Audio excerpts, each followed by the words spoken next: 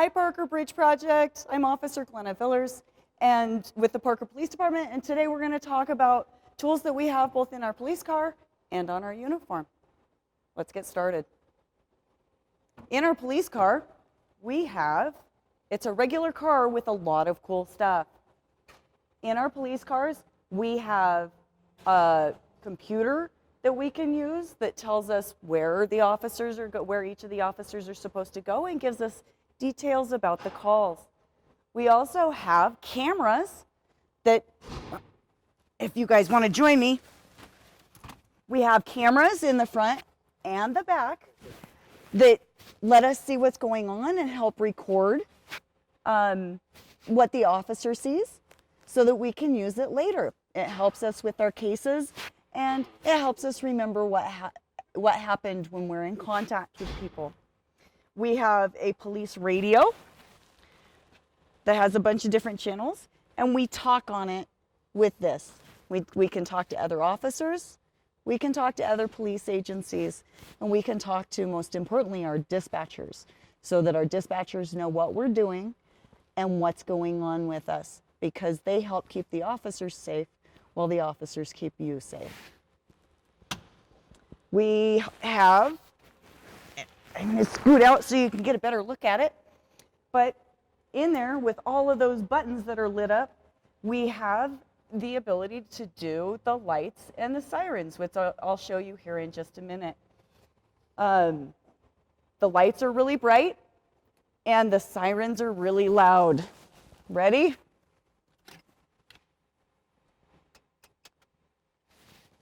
There's the lights. Here come the sirens.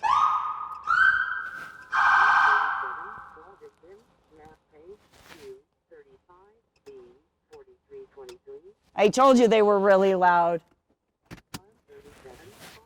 But they're that loud and they're that bright so that they can get your attention. The other thing that we have is some other lights that we can operate all by themselves, like our spotlight. Our spotlight, when it's dark outside, lets us see what's going on in front of us. And it just puts more light on the subject. Also on the car, you saw all the lights, but then we have this cool thing on the front. It looks kind of weird, right? That's called a push bumper. The push bumper lets us get people out of traffic, and it helps prevent us from damaging our cars when we're keeping the roadways and our motorists safe. There's a lot of other tools both in the car and on our tool belt or on our equipment that we can go over. Let's go to the back of the car.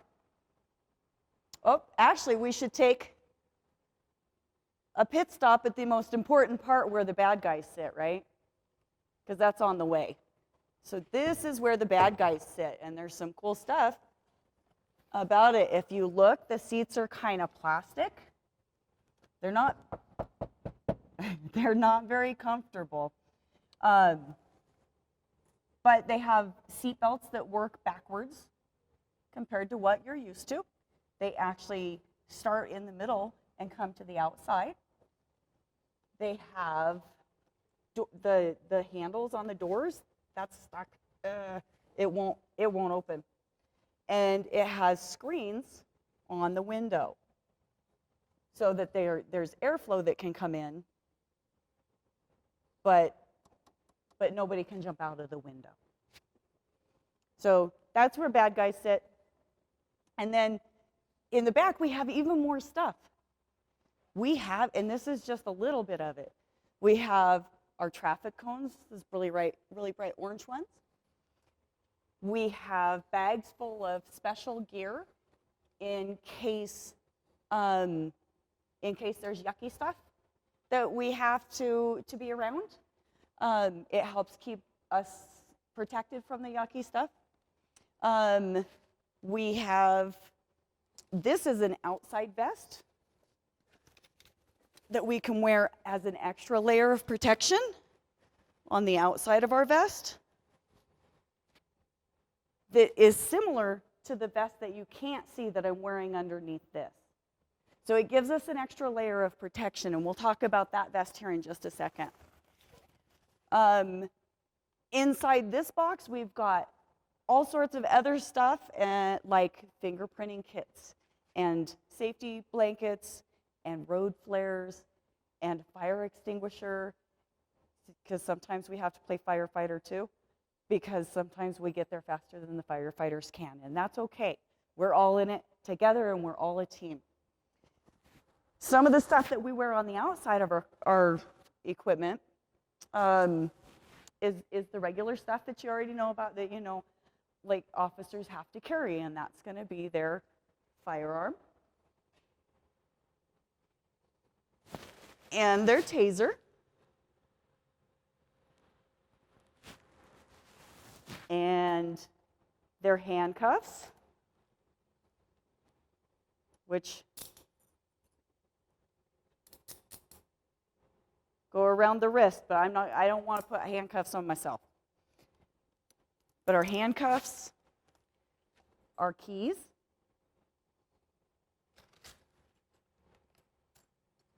so our car keys. What else do I have on here? Let's see.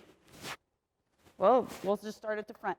Those are spare magazines for my firearm, and they look like that.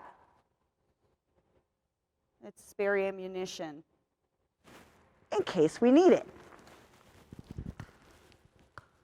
What else is on the front? I have my body camera that I've been told makes me look like Iron Man because of the big circle in the middle, and it lights up sometimes when we're using it. And then I've got my name tags. Not really equipment, but important to know where these things are at. So our name tags and special designations, and they're really important badge. Let's see, after that, it's going around in a circle. I have my police radio, and I'll take it out because it's got a bunch of buttons and stuff. So it lights up, it has a lighted screen on the top, so I can look down and see what channel I'm on or who's talking. Unit 114. It has a screen on the front that lets us listen. It tells us who we're listening to, because we can listen to more than just our officers. We can listen to officers in neighboring jurisdictions. And it's got this button on the side that lets us talk, kind of like the radio in the car when we talk to our dispatchers. This is just a smaller version of that great big radio in there. That button connects to this, which is just an extended microphone for my radio. So what that extended microphone allows me to do is, without having to touch this can stay in its pouch right over here where it's supposed to. And when I need to talk on the radio, or this is also a speaker, I can hear it because it's closer to my ear, and it lets me touch and talk to my dispatchers or another officer without having to move my hands or fumble around. So it makes things a lot easier. Let's keep going around my belt. Well, I have the flashlight that's really important, again for dark, and sometimes daylight when you go into a darker room or something. I have this pouch here. I mentioned that green bag that keeps us safe from yucky stuff. Well, in that pouch, what I keep is another thing on me that helps keep me safe from yucky stuff, and that's gloves. That'll help me not have to touch the yucky stuff. It just helps keep us safe, and I always keep those with me. All of the officers have those on them. What else do I have back here? I have my tourniquet. My tourniquet is really important if something were to happen and I got a really bad cut or a really bad injury that was bleeding on my arm or my leg, and this opens up, and I'm not going to take it all apart, but this opens up and it'll slide over an arm, and then it tightens down so that it'll help stop that bleeding below wherever we applied it at. So super, super important, and these can save a life and have saved lives.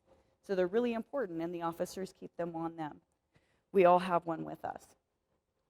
And then, this is called a collapsible baton. It looks really tiny. It just looks like a little stick right now, but it can get longer, and it's going to make a loud sound, a little bit of a sound. Ready? It's almost like magic. So I just made it triple in size.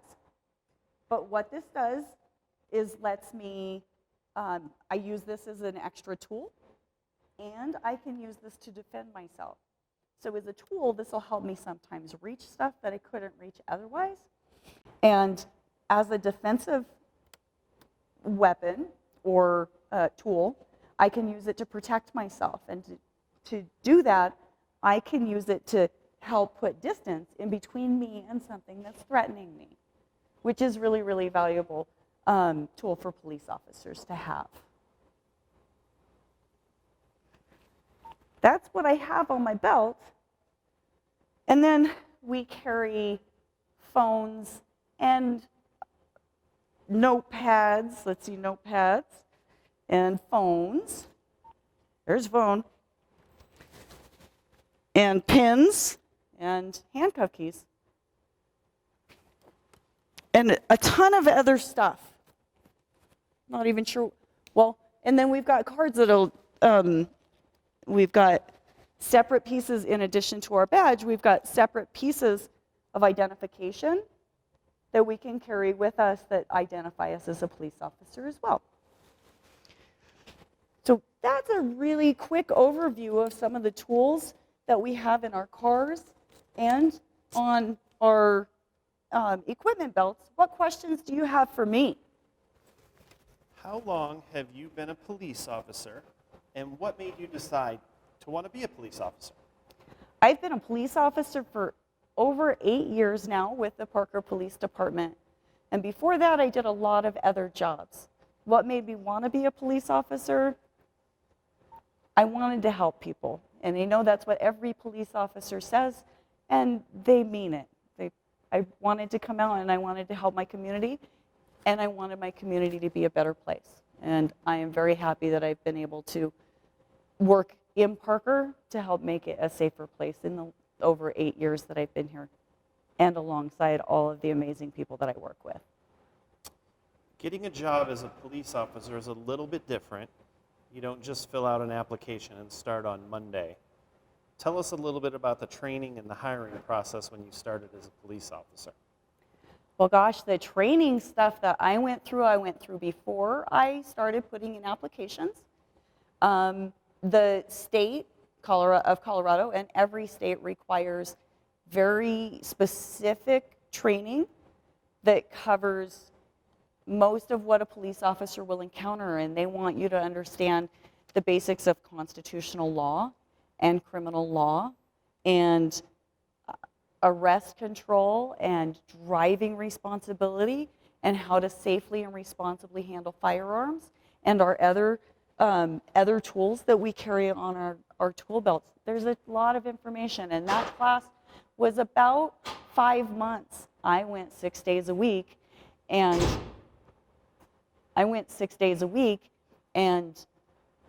got through it in just under 5 months. After I finished that, I was able to apply with Parker Police Department. Once I got to Parker Police Department, I went through another whole month of training just for more knowledge and certifications. And then after that, I got paired up with a training officer for 17 weeks before I could operate the patrol car all by myself and be a solo police officer. So there's a lot of training. So police officers, you have to have them out on the streets 24/7 every day. What is your favorite shift to work and why? Well, a lot of police officers will tell you that I'm a little confused when I give you this answer, but you're asking what my favorite shift is. My favorite shift is, we call it graveyards or the overnight shift. And the reason that that is my favorite shift is because you see different things. you have different encounters and you make a different impact. That shift allows us to stop many crimes while they're happening because there's less people out on the street. So we have a bigger opportunity to stop them before they're happening. So if you're working from 9 p.m. to 7 a.m., when do you sleep? Overnight officers never sleep. No, I'm just kidding. I sleep when everybody else is awake, which is tough, because I sleep when the sun's out. So kind of like Dracula is when I sleep. I sleep when the sun's out, and then I'm up all night when the moon's out. What is your favorite part about being a police officer? My favorite part about being a police officer is the people that I get to meet. I meet so many amazing people. That is the best part of my job. And what makes being a police officer in Parker so special? Being a police officer in Parker, we have the most amazing and supportive community that I could ever wish for, including every one of you. Our citizens, our business owners, our command staff, our town council, our town administrators are all incredibly supportive, and we're very lucky to have that in Parker. Thank you so much, Officer Villers. Bye, guys.